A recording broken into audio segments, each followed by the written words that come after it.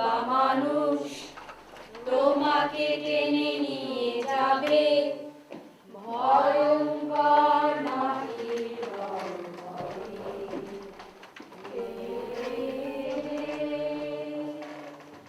তোমার লাশে মোড়কের উপর উত্তীর্ণ গোধূলি আলো।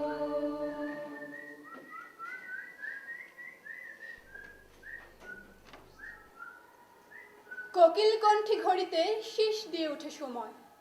আবিদ তার চোখের পাখনো প্রায় এক করে ফেলেছিল নিদ্রাকল্প অবসন্নতায়। তাতে তার টেবিলের উঠে নানান চিত্রপম রেখা তৈরি হচ্ছিল।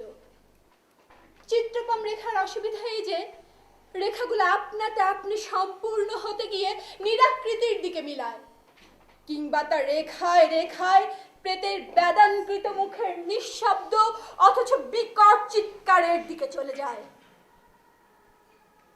সে ভয় পেয়ে পূর্ণ দৃষ্টিতে তাকায়, রেখাগুলা হঠাৎ মিলায়। জ্যৈষ্ঠ মাসের মধ্যভাগ, দেশ জুড়ে খরা। সুনিতম্বিনী তরমুজের দিকে হুমড়ি খেয়ে পড়েছে রাজধানীর লোকজন। যে যত বেশি রক্তিম বর্ণের ফালিতে কামড় দিতে পারে সে তত বেশি পরাজয়ী সাহস। ঠিক সাহস নয়, শান্তি। ঠিক শান্তি নয়, নাগরিক তৃপ্তি পায়। আজও দিনের তাপমাত্রা ৩৯.৪ ডিগ্রি সেলসিয়াস। কমতে কমতে ২৭.৩ ডিগ্রি দাঁড়াচ্ছে কদিন ধরে। উত্তরাঞ্চলের বিভাগীয় শহরের সচিত্র প্রতিবেদন দেওয়া হচ্ছে টেলিভিশনে। পানির স্তর নেমে গেছে বলে বহু স্থলে টিউবওয়েলের পানি পর্যন্ত উঠছে না। হাতল টিপলে মৃত্তিকার অভ্যন্তরের শূন্য গহ্বরের যে ধ্বনি উঠে আসে তাতে জলগামী রাজহাঁসের ডাক শোনা যায়। আবিদের মনে ইন্দ্রকবির সেই গান এক ভয়ঙ্কর ইন্দ্রজাল তৈরি করে। নিরসদগ্ধ সময়ে ভয়ঙ্কর বিশুষ্কতার খেলা হোক শুরু। উজাড় গন্ধ রসমাল্লাদি সব শুকিয়ে যাক, বিশুষ্কতার খেলা হোক শুরু। পথিকহীন পথ বিদ্ধ হোক মরীচিকা জালে, বিশুষ্ক পত্রাবলী ও কুসুম বাঁকুড়ানির অঞ্চলে উড়ুক।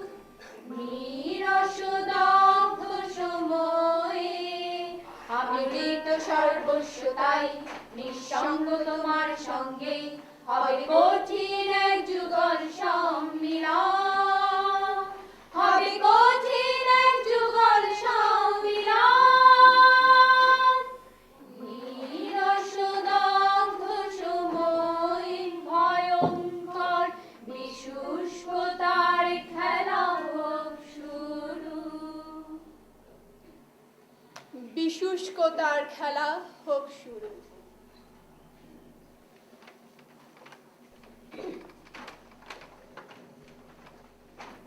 আয়শা আবিদ,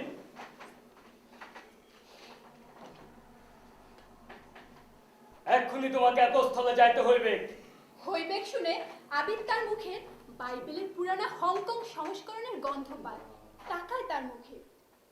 দেশব্যাপী গির্জা মসজিদ মন্দিরে বৃষ্টির নিমিত্ত প্রার্থনা সদা প্রভুর দরবারে কবুল হইয়াছে। কিন্তু তুমি তো জানো যে বিপত্তিতেই ঈশ্বরের দান পূর্ণ হয়। একটু আগে সাটুরিয়া উপজেলা হইতে আমাদের মাঠ কর্মী আব্দুল সালেক টেলিফোনে খবর পাঠাইয়াছে।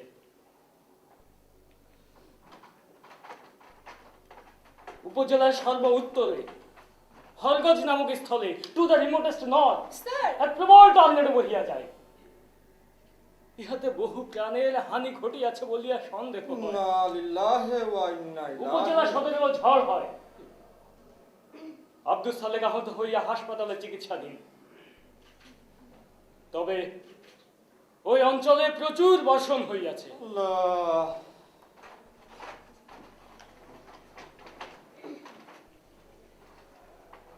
আমি চাই সেবা সকলের অগ্রে ত্রাণ সামগ্রী লইয়া সেখানে উপস্থিত হোক। Yes sir.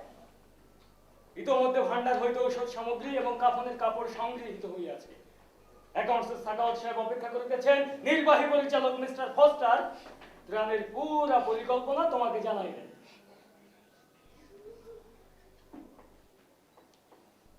May God help you. Yes sir. Abid বেরিয়ে আসে। সঙ্গে ডাক্তার মান্নান হাওলাদার, সেবারে নিজস্ব ডাক্তার, বয়স 45-এর বেশি। এই বিশুদ্ধবার বদনা বিছান নিয়ে তবলিগে চলে যান, ফেরেন শনিবার। খুব নরম দিলের মানুষ। আর ট্রানকার্ডের সঙ্গে মাঠকর্মী দুইজন। আসসালামু আলাইকুম। ওয়ালাইকুম আসসালাম। একজন আবিদের মতোই বাংলায়, অন্যজন ইতিহাসে। প্রতি 6 মাসে পৌরনীয় চিঠি প্রাপ্তি পর্যন্ত উৎকণ্ঠা হেতু অবিরল অনিদ্রায় ওদের মুখে হয়তো বা স্ফোটক পর্যন্ত উঠে যায়। সেবা ধর্মীয় মূল্যবোধ থেকে সৃষ্ট একটি প্রতিষ্ঠান। হস্টের দোয়াটে আকাশের নিচে ঈশামাত্রে দীক্ষিত এক মানব দরদী সংস্থার অর্থ স্বার্থে পরিচালিত। জোসেফ অরবিন্দ আবিদকে চাকরির প্রথমেই বলেছিলেন, আবিদ, সেবা কথাটা শুধু সেবা নয়, এ হচ্ছে শুশ্রূষা।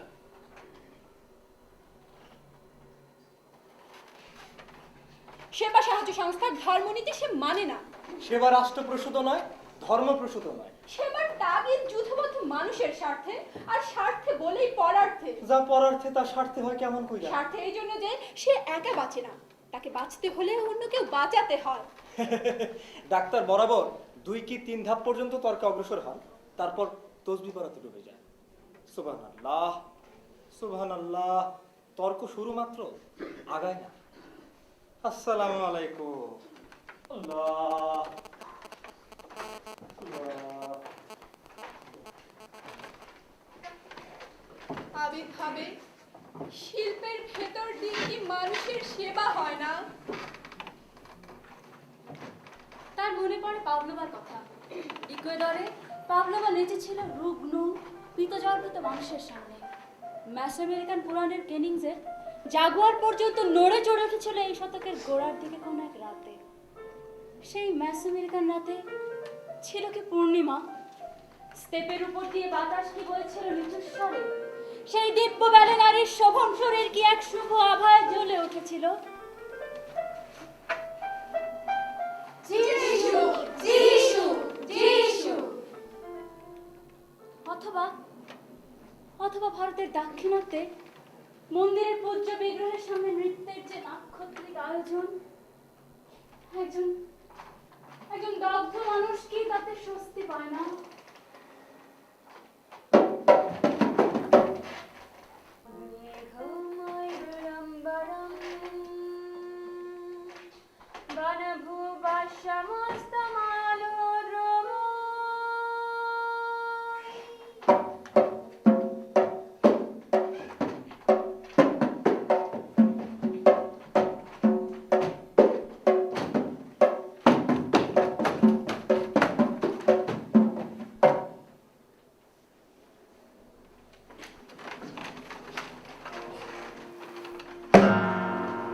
সেবার সাহায্য সম্ভার প্রস্তুত হলো।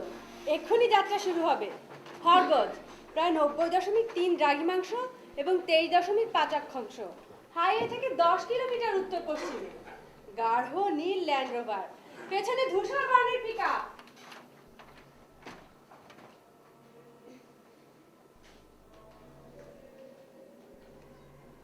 Abid, yes sir. Razzak Sultan, yes sir. Sajedul, yes sir. Nizam, yes sir. Milla, yes sir. Doctor Mannan Howlader, জি হুজুর। খায়র আলী, জি sir. Subhan Mia. Yes sir.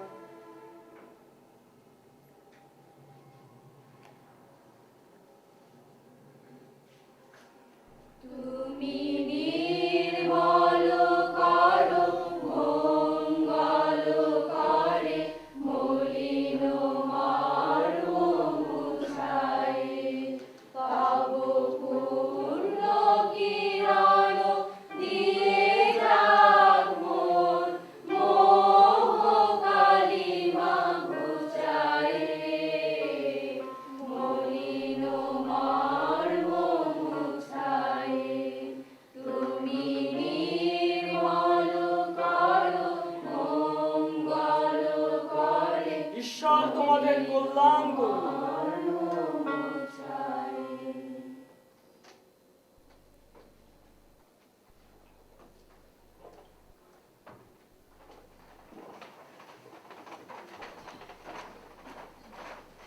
যাত্রা শুরুর গর্জনে কেঁপে কেঁপে ওঠে গাড়িতে শরীর।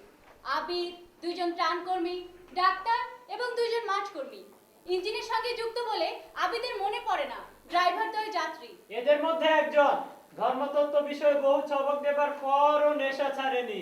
অন্যজন গাড়ির গতি বেড়ে গেলে কথার তোড় দেয় বাড়িয়ে। স্যার স্যার স্যার জি স্যার জি স্যার। একজন ঢুলতে ঢুলতে গাড়ি চালায়, অন্যজন বলতে বলতে। স্যার স্যার স্যার আবার খয়রালি। জি স্যার। একজনকে কতক্ষণ পর পর মনে করিয়ে দিতে হয়। আস্তে ভাইয়া, আস্তে। স্যার স্যার স্যার হরগো স্টেশনের সামনে থেকে আবার ঘরেলি, গাড়ি চালাও। Sorry sir sorry.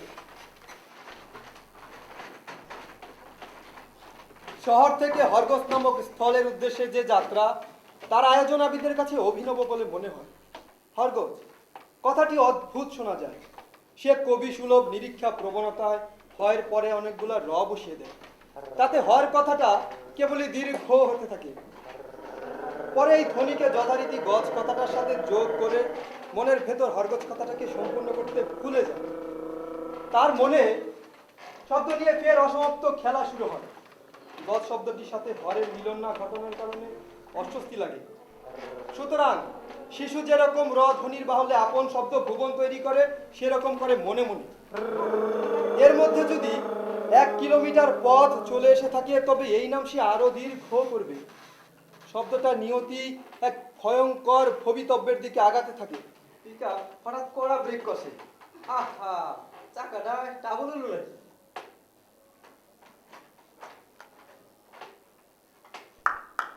না, ঠিক আছে। আবির ত্রাণ সামগ্রী পরক করে। পিকআপের ঝাঁকুনিতে কার্টুনগুলো যথাস্থানে নাই। আর ওই যে কাফনের গাইড, খবরের কাগজের আবরণ ভেদ করে এক কোণা সাদা বেরিয়ে পড়েছে। সাদা, উজ্জ্বল সাদা। কাফনের কাপড় সাদা হয় কেন? আবিদ উত্তর খোঁজে আকাশে দিগন্তে তাকিয়ে। মৃত্যুকে সাদা সারস, সে ছোটে করে নিয়ে যায় মৃতকে। এমন কোন মিথ কি এ ভুবনে কোথাও নাই? বাবেল, লুত, সদম শহরে, হরুকে, তেলাসমারে। ঈশ্বর আবু কি পৃথিবীর প্রথম মৃত্যুকে তার শূন্য 2 চোখের কোটর থেকে শ্বেত সারসের ঠোঁটে অবলোকন করেছিলেন।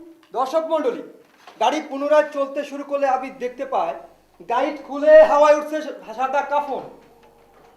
গাড়ির সঙ্গে তার প্রসার ছুটে চলেছে মাইলের পর মাইল।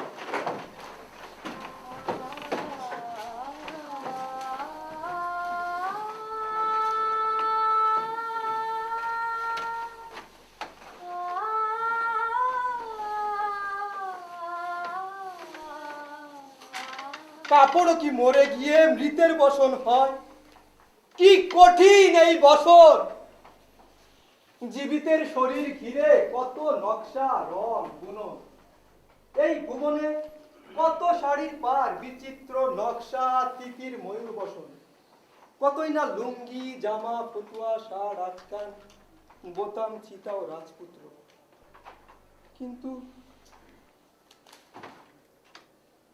এ হচ্ছে হিমের পোশাক।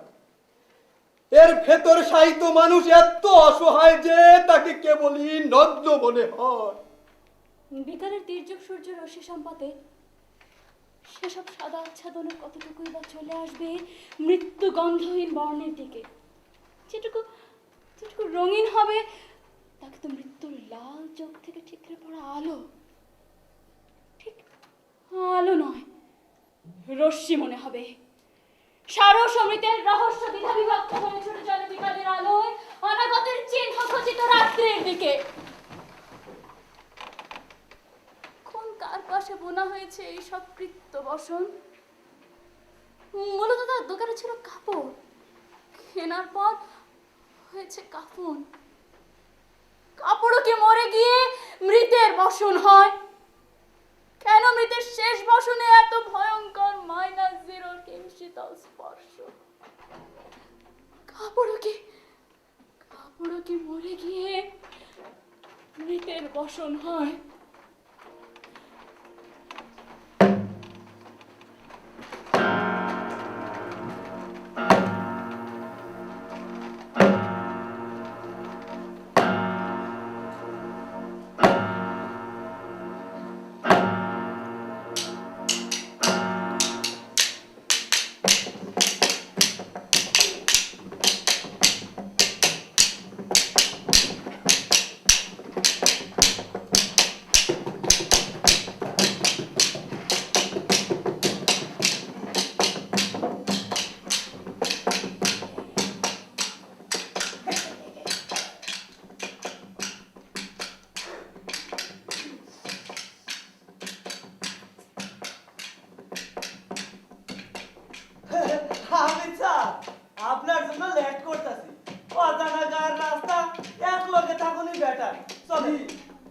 খেয়ে নেই, বসে।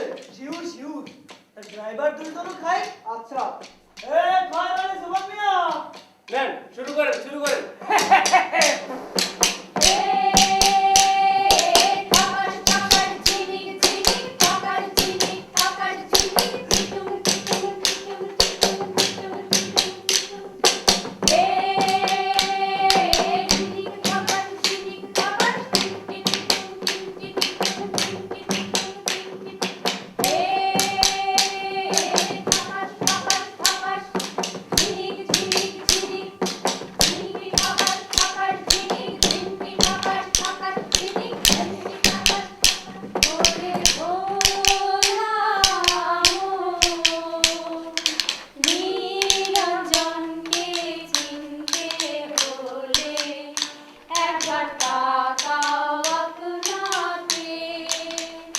তোমার দেহের ভাণ্ডে আছে অমৃত,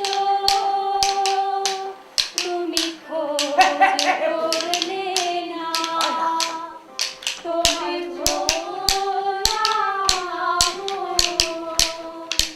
নিরঞ্জনকে চিনতে হলে একটা আপনাকে, তোমার চোখ হচ্ছে কি বোকা, তাতে প্রতিবিম্বিত হয় নিখিলের সূর্যচাঁদ।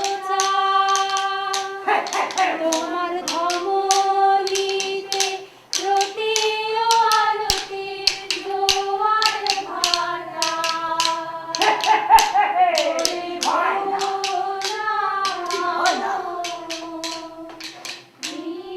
Sir sir sir sir sir আমার একটু লগে নিবেন স্যার, আমি হরগজ যাবো, সেখানে আমার শ্বশুর বাড়ি। গাড়িতে সিট কোথায়?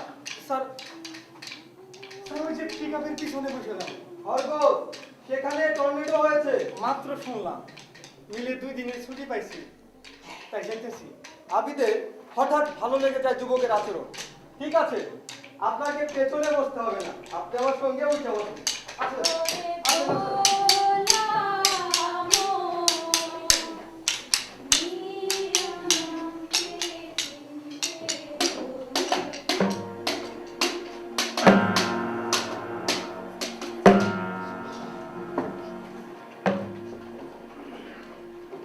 গাড়ি চলতে শুরু করলে লোকটা বলতে শুরু করে।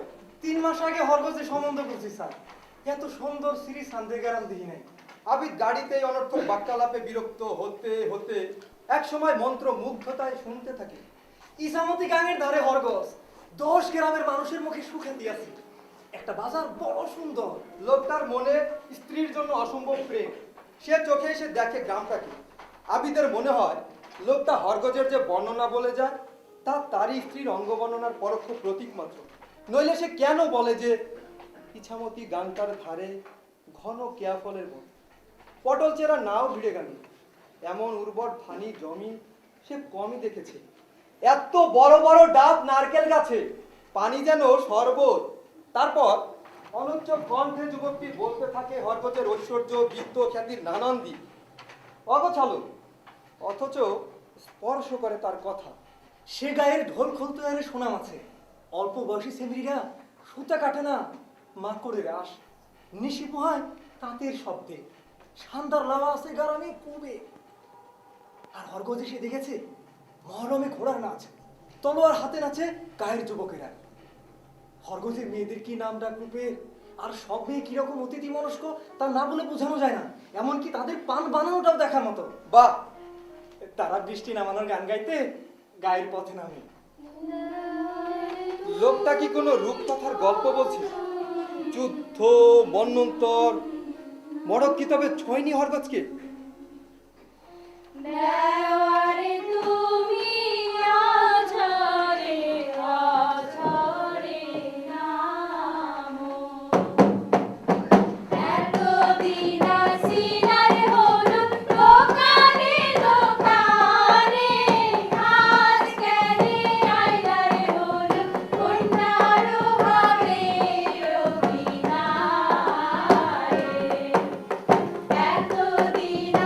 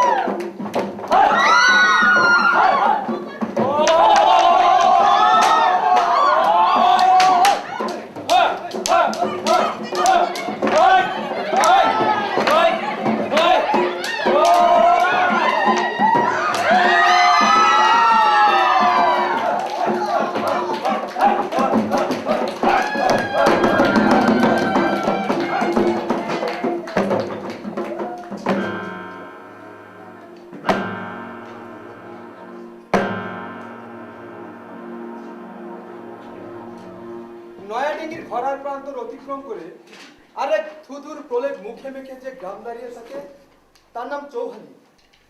চৌহালির খালের উপর একটা ব্রিজ, অস্বাভাবিক উঁচু। সে পুলে উঠে পুল পারের সুযোগ নেয়। পুলের ছায়াতে খাল বেয়ে গাড়ি নামে। খাল পেরোতে টর্নেডোর চিহ্নগুলা শেষ সূর্য কিরণে উজ্জ্বল হয়ে ওঠে। এ অঞ্চলে বৃষ্টি হয়েছে। পথের বাঁকে অড়হরের ছোপে ছোপে শায়িত রাস্তা থেকে অল্প দূরে একটা কলার বাগান, পুরাটাই হুমড়ি খেয়ে পড়া। সামনে একটা খাদ এবং তাতে বৃষ্টির পানি জমা। ল্যান্ড রোভারের খয়রালি পেরিয়ে যায়। পিকআপও তাকে অনুসরণ করতে চায়, কিন্তু পারে না। গাড়ির সামনের দিকের বাম চাকা খাদে পড়ে কেবলই তীক্ষ্ণ স্বরে কৌ কৌ করতে থাকে। এমন সময় একজন চানকর্মী চিৎকার করে ওঠে, হাত পাগলা, হ্যাঁ হাত পাগলা, হ্যাঁ নামবেন কই?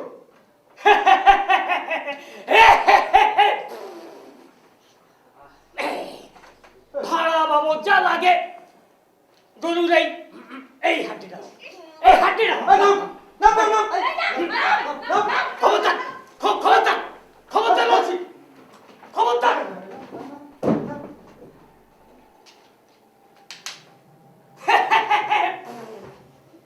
শালা কুতরা আমার এইটা লয়ে যা।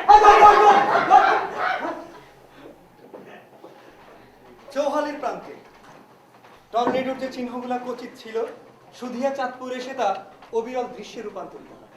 প্রথমে তারা দেখে যে অবাক হয়ে যায়। দেখে যে বহু দূরে বন জঙ্গল হওয়া সত্ত্বেও নানান গাছের ছোট ছোট ডাল, এমনকি দুই একটা কাঁচা আম রাস্তার উপর পড়ে আছে। সামনের জিপের চাকার নিচে দুই একটা কাঁচা আম থেতলে সাদা হয়ে যায়। আরো কিছু দূর অগ্রসর হলে রাস্তার এক পাশে বিধ্বস্ত ভিটাবাড়ি দেখে সঙ্গী যুবক বলে, আল্লাহ জানে স্যার সেইখানে কি হয়েছে। সংখ্যায় সে বারবার জিভ দিয়ে ঠোঁট চাটে। সুধিয়া চাঁদপুর একেবারে সবুজ নরক হয়ে আছে, সবুজ নরক। কেননা এখানে নিবিড় সবুজের সকল চিহ্ন উপড়ে টেনে ভেঙে ছিঁড়ে ফেলা হয়েছে। এই পথের উপর গৃহস্থানের উপকরণ তাদের ভীত করে তোলে। পথের উপরে যদি ঘরের জিনিস মিলে যায় তবে ঘর মিলবে কোথায়? ফাটা চাল কুমড়া, আলু, কাঁচা হলুদ, ভেজা পোলা চাল, মাটির বাসন, কড়াই, বাটি, লাঙলের হাতলে একটা মাটির কলস, তলা ভেঙে হাতল বেরিয়ে পড়েছে। পথে খেতে একাকার হয়ে গেছে সবকিছু। হঠাৎ হঠাৎ কড়াইতে একটা হাঁস দেখা যায়। হাঁসটার মাথা কড়াইয়ের বাইরে ঝুলে আছে। হাঁসটার হলুদ পাতাওয়ালা পা বুঝে আছে। হাঁসটা চিত হয়ে আছে।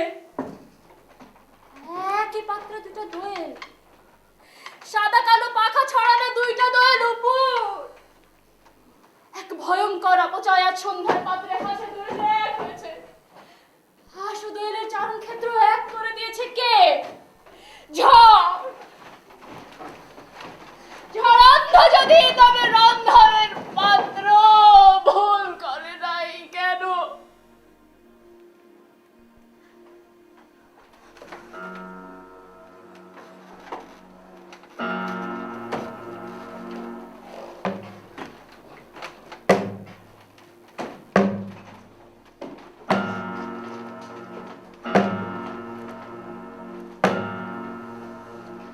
ততক্ষণে তাঁবু খাটানো হয়। ৫-৭টি হ্যারিকেনে তেল ভরা হয়। গাড়ি দুইটাকে বহু কষ্টে আনা হয়েছে বাজারের সামনে। কবর খনন বা অন্য কোনো বিপর্যয়ে আলোর প্রয়োজন হলে হেডলাইট জ্বালানো যাবে। থাকে সাজানো হয় ত্রাণ সামগ্রী। নিজাম, রাজ্জাক সুলতান মিলে গ্রামবাসীদের উচ্চ কণ্ঠে আহ্বান জানানোর জন্য হ্যান্ড মাইকে ব্যাটারি ভরে নেয়। মাইকে তবু ভাষাও তৈরি করে নেয় রাজ্জাক সুলতান। ভাষাটা লিখে রাজ্জাক নিজাম অন্য ত্রাণকর্মীদের এভাবে পড়ে শোনাতে থাকে।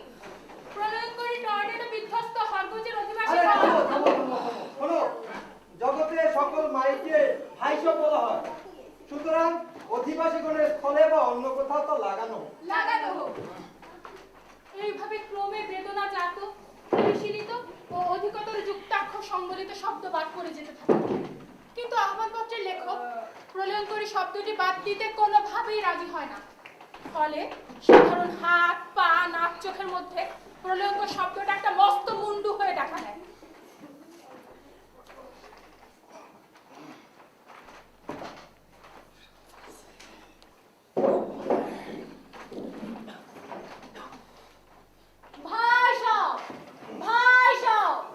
আমরা সেবা সাহায্য সংস্থা ত্রাণ সামগ্রী নিয়ে এসেছি। ঝড়ে বিধ্বস্ত গ্রামবাসীগণ, ঝড়ে বিধ্বস্ত গ্রামবাসীগণ, আমরা সেবা সাহায্য আপনারা সংস্থা তাঁবুর ত্রাণ কাছাকাছি সামগ্রী নিয়ে এসেছি। একত্রিত হন। ঝড়ে বিধ্বস্ত গ্রামবাসীগণ একত্রিত হন। ভাই সব, ভাই সব, আমরা সেবা সাহায্য সংস্থা ত্রাণ সামগ্রী নিয়ে এসেছি। ঝড়ে বিধ্বস্ত গ্রামবাসীগণ একত্রিত হন। তারা বাজারের একটা শূন্য ভিটের কাছে চলে আসে। ঠিক তখন একজন ত্রাণকর্মী কাত হয়ে থাকা একটি ফোকরলা বেড়ার দিকে আঙুল তুলে এক তীক্ষ্ণ আর্তনাদে সবার দৃষ্টি কেড়ে নেয়। ওই ওই যে তার আঙ্গুল আর্তনাদ তুল্য তীক্ষ্ণ হয়ে ওঠে। সবাই লক্ষ্য করে সন্ধ্যার আলো অন্ধকারে কাত হয়ে থাকা দরজা বেড়ার ফাঁক দিয়ে একটা উজ্জ্বল শ্যামবর্ণ খাড়া হাত। আহা, কি সুন্দর হাত! অলপদ্মের মুদ্রায় হাতে রূপার ঝিলিক লাগা সবচেয়ে কাচের চুড়ি, কিন্তু শক্ত, ঠান্ডা। নাই স্যার, নাই! আমি প্রায় গান শূন্যতার ভেতর হ্যাঁচকা টানে কবজি ধরে হাত উপরে নিয়ে আসে। ছিন্ন হাত আঁকড়ে ধরে আবিদ সন্ধ্যার আকাশে উড়তে থাকে। রাক্ষসের হাত থেকে খসা পরিকন্যার হাত। অলপদ্মের মুদ্রা ধীরে চিতাবাগের থাবা হয়ে ওঠে।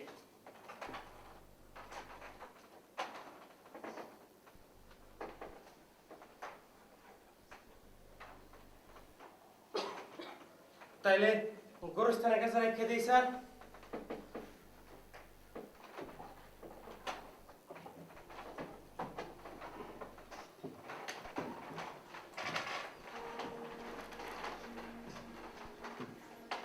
আবিদ প্রায় ঘোষণার মতো করে বলে, যখন একটা মানুষের শরীরের কোনো অংশ শুধু পাওয়া যাবে, তখন সেই প্রশ্নটাকেই পূর্ণাঙ্গ মানুষ ধরে নিতে হবে বলে মাত্র বুঝতে পারে মানুষ সম্পর্কে, লাশ ও দাফন সম্পর্কে এই ঘোষণা কি ভয়ঙ্কর।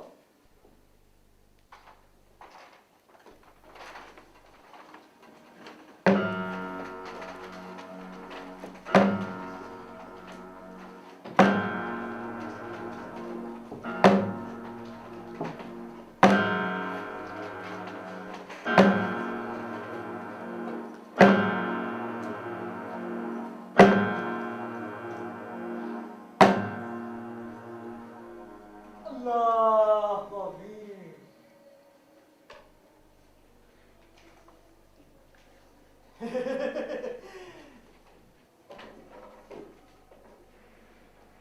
আসসালামু আলাইকুম।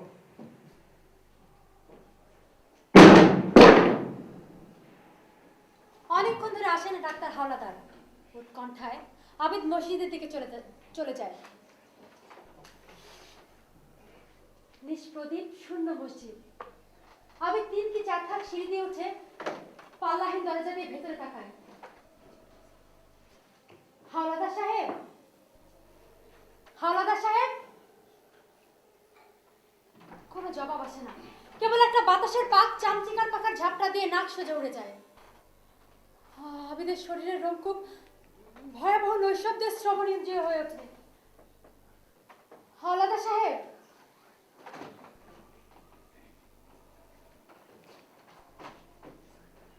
নামাজ পড়া হয় নাই?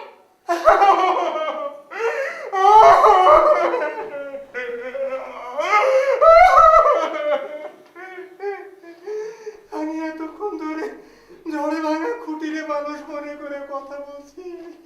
আমারে ধরেন।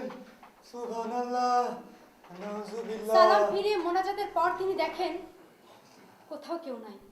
পরে ঝড়ের চাল থেকে খসে পড়া টানার কাঠকে মানুষ ভেবে অনেকক্ষণ কথা বলেছেন তিনি। যেমন বললেন, অবস্থা তো ভালো না। লোকটা উত্তর দিল, এরপরে লুথ নগরী ধ্বংসের গল্প শুরু করে দেন হাওলাদার। পায়ুকামী নাগরিকদের আক্রমণে 7 জন দেবদূত নগরের বাইরে এসে কিভাবে ক্রোধ নিঃশ্বাসে পুরো নগরীটাই ধ্বংস করে দিল, সেই কাহিনী বলার এক পর্যায়ে তিনি লক্ষ্য করেন লোকটার মাথা নাই। ভয় তিনি চিৎকার দিয়ে স্তব্ধ হয়ে যান। এরপর চোখে ঘোলাচল পরিচ্ছন্ন হয়ে এলে তিনি দেখেন লোকটার হাত নাই। এবার এভাবে হাত বাড়িয়ে খপ করে ধরে স্তম্ভিত হয়ে যান তিনি। এইরকম ধ্বংসযজ্ঞ আমার আইডিয়ার মধ্যে ছিল না। আবিদ সাহেব আমার ধরেন। হাওলাদার সাহেব, চলেন চলেন চলেন। দর্শক মণ্ডলী, এবার সুভান ও অন্য ড্রাইভার খয়ের আলীর কথা বলি। তারা ক্ষেত প্রান্তর পার হয়, কিন্তু মানুষের ঘর বাড়ির নাগাল আর পায় না। আইলের বাঁকে বাঁকে লণ্ঠন উচ্চে তুলে ধরে ডাইনে বাঁয়ে সদা চলে। অবশেষে তাঁবুর দূরত্ব থেকে তাদের হ্যারিকেনের আলো প্রায় জোনাক পোকার আলোক বিদ্যুতে পরিণত হয়ে মিলিয়ে যায়। মানুষের ঘর বাড়ির ভ্রমে তারা উপস্থিত হয় এই গ্রামেরই অন্য প্রান্তে আর একটা গোরস্থানে। খয়ের আলীর অতি কথন দোষ বিধায় সে বলে যায়, আশা করেন ভাইরা ওষুধপত্র টাকা করে নিয়ে আসছি আমরা। এখন লাড়টা করে লিখে গোর খুদনের দরকার, জনকে 50 টাকা ধরি কোদাল নিজে নিজে আশা করেন ভাইরা। আরে খয়ের আলী, তারা বেলা কেনার সঙ্গে পাথর হয়ে রয়েছে। ঠাকুরে বুঝাইয়া কম লাড় দাপনের নিগা লোক লাগবে, জনে 50 টাকা। তারা এক পা এগিয়ে ভিটায় ওঠে। এর একটু পরে প্রথমে খয়ের আলী, পরে সুভান নিজেদের গলায় প্রায় খুর চালিয়ে চিৎকার করে ওঠে,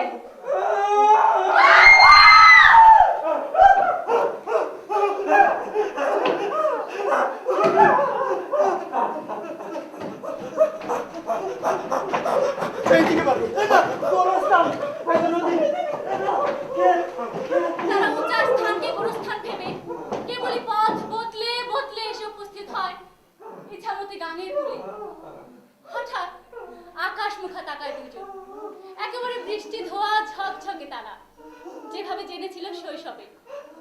তারই আভায় গাঙের কালো জল ভয়ঙ্কর বৈতরণী হয়ে ওঠে। গাঙের প্রায় স্থির স্রোতে নক্ষত্রের ছায়া দেখে দুইজন। একটু পরে আকাশ সম্পর্কেও সন্দেহ পোষণ করে। আকাশ ও গাঙের ভিন্ন ভিন্ন রূপরেখা সম্পর্কে বোধ লোপ পায়।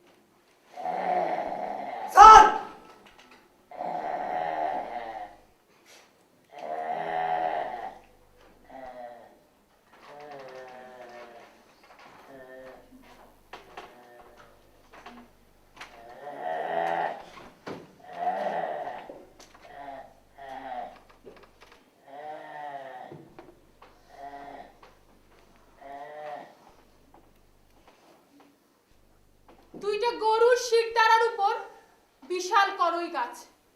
সেই কখন বিকেলে এক কিয়ামত কল্প ঝড়ে দৃশ্য রচনা করেছে। ঝড় থামলেও সেই দৃশ্য এখনো অটুট। গরু দুইটার একটা চোখ বোঝা মৃত, অন্যটি তখন কান নড়ে। তারা দৌড়ে যায় উদ্ধার করতে।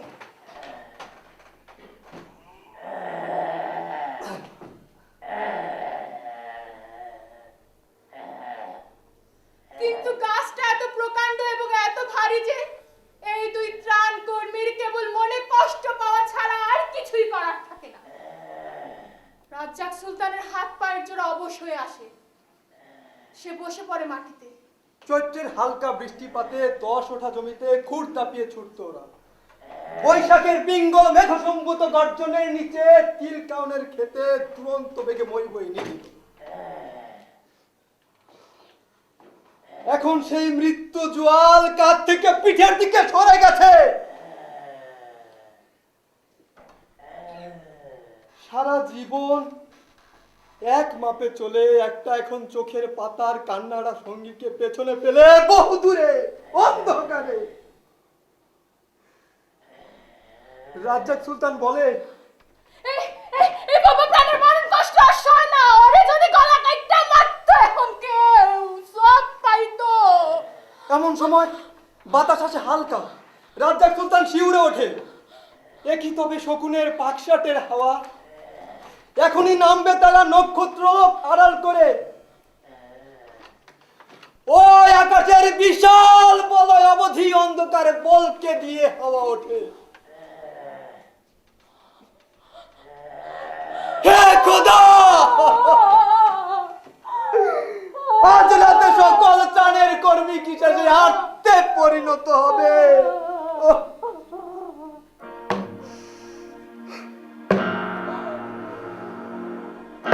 হয়তোবা সাজিদুল ধ্বনি দিয়ে দৃশ্য অবলুপ্ত করার চেষ্টায় পুনরায় মাইকে অপ্রয়োজনে চেঁচায়। হাই সব, হাই সব, হরগজের বাজার প্রাঙ্গণে আপনাদের জন্য। সাজিদুল প্লিজ।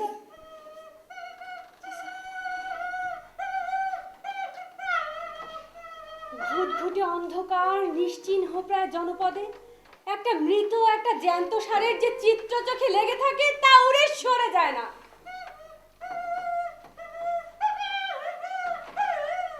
তারপর তারা সে ভিটা থেকে নেমে চাতাল দিয়ে উঠে অন্য ভিটায়। সে ভিটাতেও একই চিত্র ধরেছে, সেখানে তারা আর কোনো ঘোষণা দেয় না।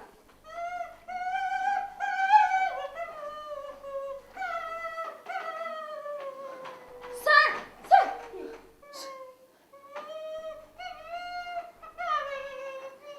সে ধ্বনি শুনছিল, কিন্তু সে ধ্বনি হঠাৎ থেমে যায়। সুতরাং রাজ্জাক পুনরায় ভিটা বেয়ে নিচে নামতে পা ফেলে। কিন্তু তারা দুজনেই শুনতে পায় তীক্ষ্ণ অথচ মুমূর্ষু কণ্ঠ। তেরা ভাই একটু কথা বলেন। সাজিদুল, বাঁচাতে হবে তারে। স্যার,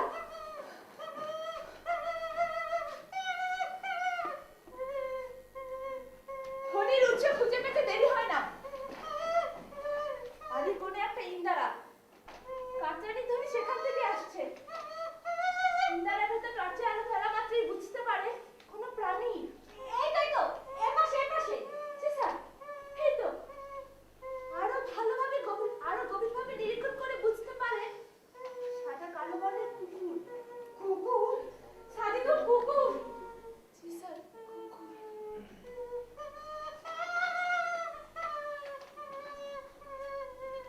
মানুষের আর্তনাদের কারুকার্য খচিত কম্পন কুকুর কি করে পায়?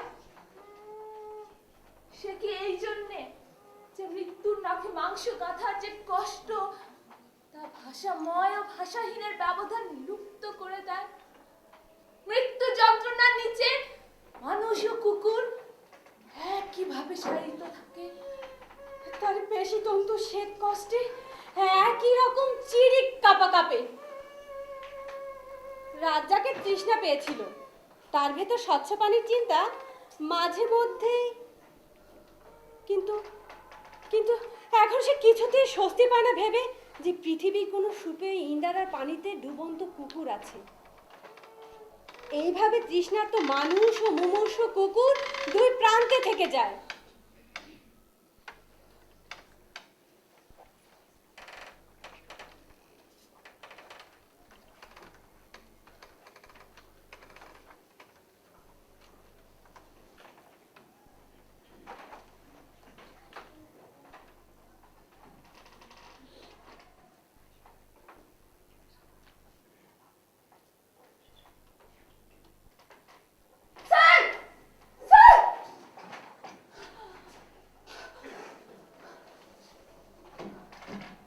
রাজ্জাক সুলতান পিছিয়ে আসে।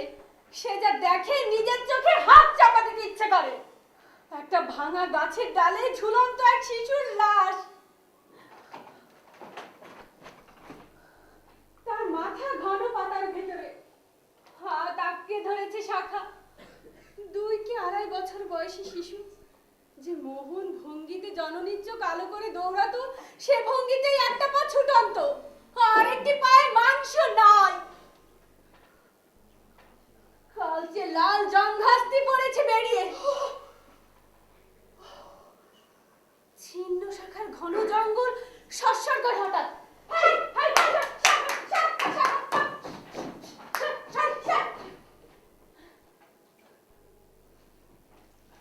এখন কি করুন স্যার? নিয়ে ফেলো। কেমন কইরা? আমার তো লাশকারি করণে কিছু নাই। তবে কি লাশ রাইখা যাবো? বিবেকে সহ্য হবে না, হবে না। পাও মাথা খাওন সারা রাইখা গেলে শেষের লাশ পাওয়া যাবে না স্যার। তবে নামাও লাশ।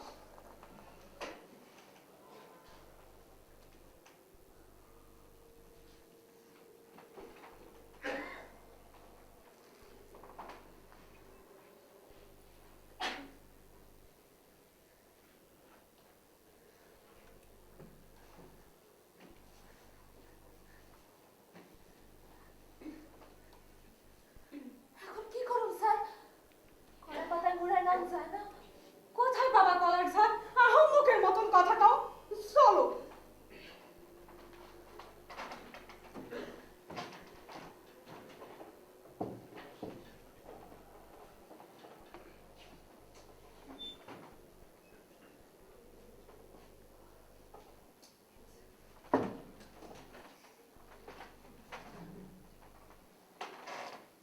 এদিক ওদিক খুঁজে তার একটা ভাঙা ঢোল পায়। ঢোলটার একদিকের চামড়া ফেটে গেছে।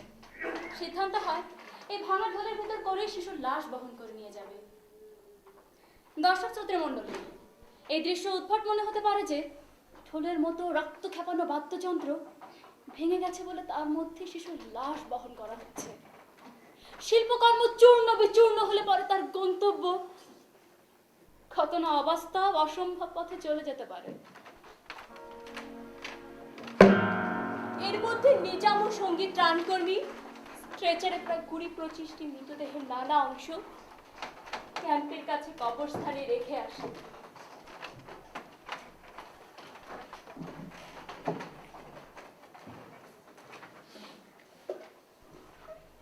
আবিদ একা অপেক্ষা করে। কেন সে যায় না? কেন সে একা থাকে?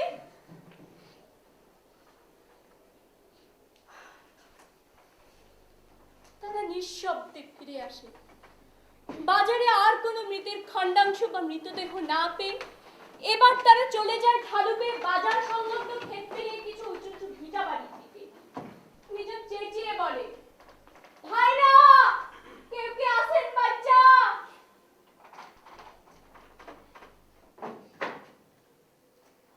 উত্তরবিহীন আহ্বান শুকিয়ে মরে।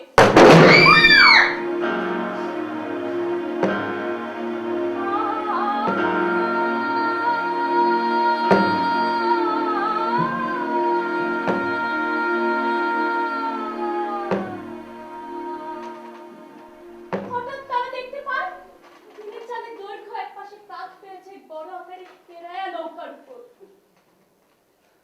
স্যার, এ কি সম্ভব স্যার?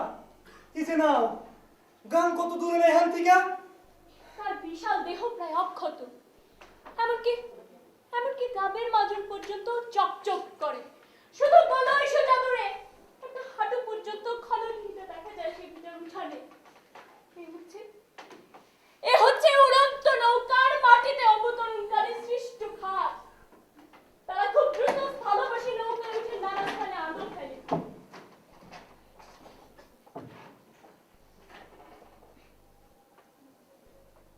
একটা টকটকে লাল জরিপার শাড়ি দেখতে পায়। আবেগ কুড়িয়ে নেয়। এক নদীর পাড়িতে এক নারী এই লাল শাড়ি ধুয়ে চলে গেছে। সে কার বউ ছিল? লাল শাড়ির আড়ালে রাখতো যে তার বউকে। এই শাড়ির সুতার বুননে ঘাম আর উত্তাপের গন্ধ রেখে যায়নি সে নারী। আবেগ শাড়ির গন্ধ নেয়, তৈরি হয় এক অদেখা গন্ধ নারী। সে কি উড়ে গেছে মৃত্যু উত্তর বিমস্ত্রতার সরবে?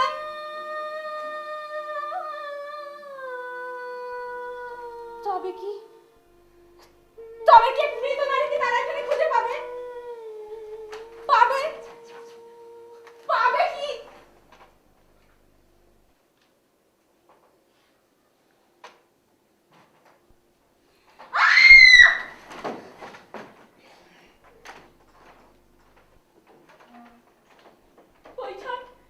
বৈঠার উঠাই সে বৃদ্ধ এক মাল্লা, মালকোচা মারা হাত, উড়ন্ত জিলের পাখা। কিন্তু কিন্তু আকস্মিকভাবে মাথাটা নাই। আবিদ শিউরে উঠে চোখ বন্ধ করে। সারা জীবন মাল্লার হাতে ছিল বৈঠা। বৈঠা এখন ভয়ঙ্কর প্রতিশোধ নিয়েছে তার উপর।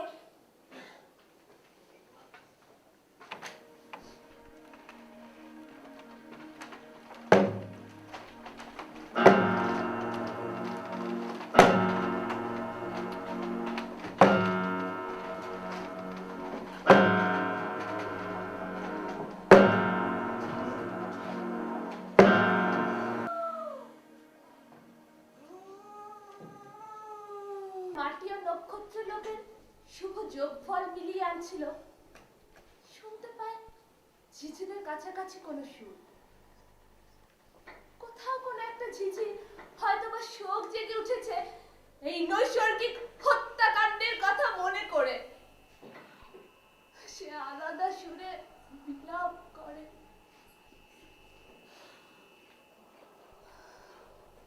কিন্তু একটু পর আবিদ টের পায় এটা ঝিঝিদের ধ্বনি নয়, তাদের মিলিত চিৎকারের কাছাকাছি কোনো নারী কণ্ঠস্বর। সে কণ্ঠ অতি ক্ষীণ এবং তা ঝিঝিদের শব্দ তরঙ্গ পার হয়ে আসে বলে সেই কণ্ঠের শরীরে পতঙ্গ ধ্বনি লেগে যায়। কিন্তু কিন্তু পেন্সিল টর্চ দিয়ে কোথাও কিছু দেখতে পায় না। কই, কোথায়? চোখে চোখে চাবুক চলে। কই, কোথায়?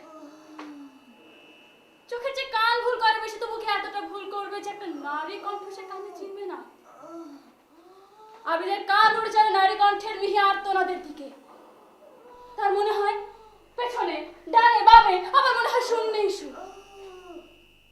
খুঁজতে খুঁজতে নিজের অজান্তে আবিদ আর একটা দ্বিখণ্ডিত বৃহৎ বৃক্ষ শাখার উপর ভেঙে পড়া থুতনি রাখা খেজুর গাছের নিচে গিয়ে দাঁড়ায়।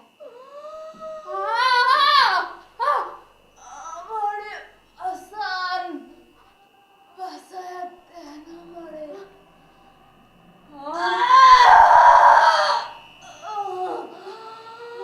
অনন্তর আমি টের পাই তার গোড়ালির বহর গিয়ে পড়েছে পাতার উপর। সে ক্রমে উঁচু ও লম্বাকৃতি হতে থাকে। মাটির উপর শরীরের ভর কমে যাচ্ছে এক প্রবল ঊর্ধ্বাকর্ষণের কারণে। এই কণ্ঠ তাকে শূন্য উড়াবার নিমিত্তে বুঝি গুহাক মন্ত্র ডেকে এনেছিল। আবিদ ভয়ঙ্কর রকম ভয় পেয়ে যেত যদি না আকস্মিক ভাবে শূন্যের লাফ দিয়েছে চুল আকর্ষণকারীর হাত ধরে দিত। সেই খেজুর গাছের ঝোপাতে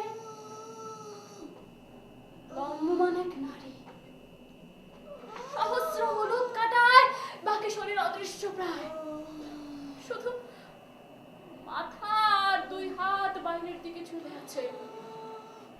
আবিদের ধূসর বর্ণের সাদা মিহিরেখা শার্টে যে কয়েক ফোঁটা পানি পড়ে তার বুক পিঠ ভিজিয়ে দিয়েছে,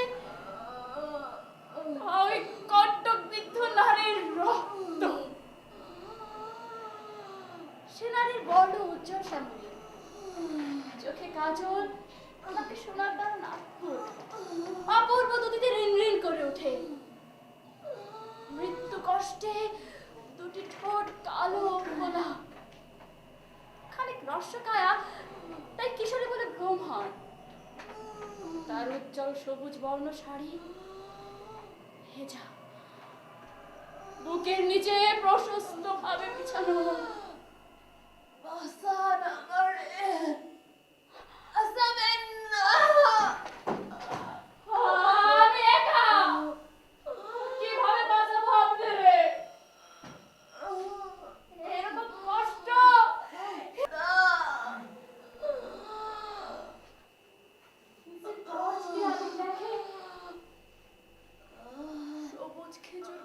সোপাতে ভরে গেছে মাথি, তারই ভেতর সহস্র হরিদ্র বর্ণ কাটা, পা অরু নিতম্ব তল্পে নরাবৃত স্তন, সহস্র কাটা রক্ত স্নায়ুর আবরণ ভেদ করে হাড় স্পর্শ করেছে। যেটুকু দেখেছে শরীরে, বাকিরা তীক্ষ্ণ নিষ্ঠুরতায় অপেক্ষমান।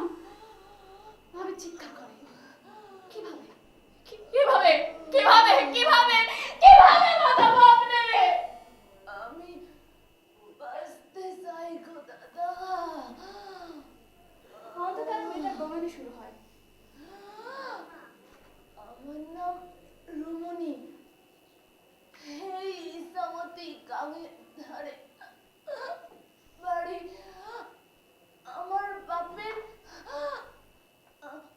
পাঁচখান দাঁত। বলা সত্যি নয়, বলে রুমনি। আমার তবে বাসন আছে তো শরীরে, ঝড় আমারে উদাম করে নাই না। আমারে যে দেখতে আসনের কথা, এই ইসামতির ধারে ঘুঘু দিয়া ধিক্কা।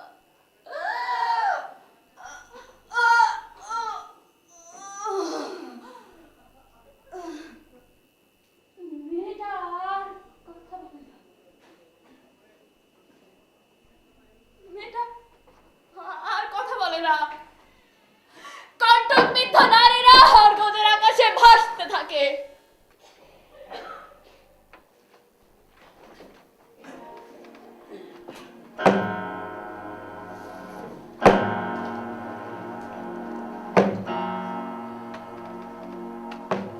সনের তালের এক পাশ ভেদ করা একটা সাদা ঘোড়ার মুখ।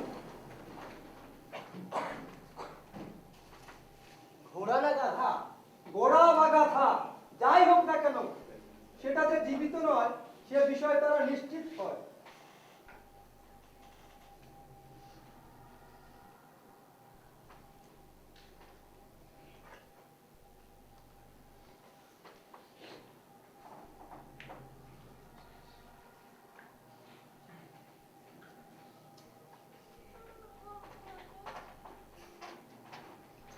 মাটির আমি মানি না।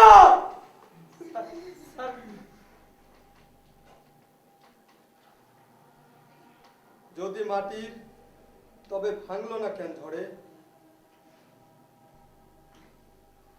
এমন সাজানো অর্থময় ধ্বংসের কাছে নতজানু হয়ে শুধু প্রার্থনা করা যায়, অন্তত আমাকে আমাকে যার শিল্পে বিশ্বাস, ধর্মগ্রন্থে বিশ্বাস, ইতিহাসে গভীর আগ্রহ, সেই আমাকে রক্ষা করো, রক্ষা করো।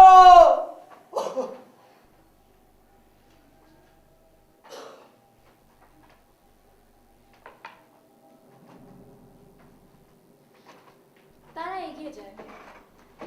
অন্ধকারে সাদা ঘোড়ার শিং কাত হয়ে থাকে। হয়তো তার চকচকে চোখে কতবার সেই মূর্তিকরের ছবি পড়েছিল, যে এখন মৃত। সেই তো তাকে মাটি থেকে আকৃতি দিয়ে রং বেলেপনে উৎসব মুখর করে তুলেছিল। কত উৎসবের দুলদুল সেজেছিল সে, এখন একা ভাঙা পড়ে থাকে।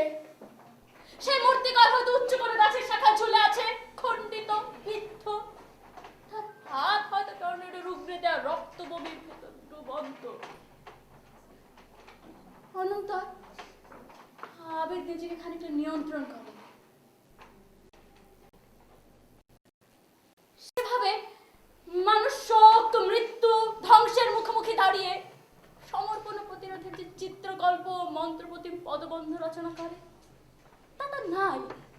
সহজ যুক্তি, গানের টুকরা, স্পিনোজার ঈশ্বর তত্ত্ব, পৃথিবীর সকল মহাকাব্যে হত্যা, যুদ্ধ, বিয়োগ ও বিশ্বাসের ভিতর দিয়ে মানব চিত্রের গড়নের যে পরিচয় সম্ভব,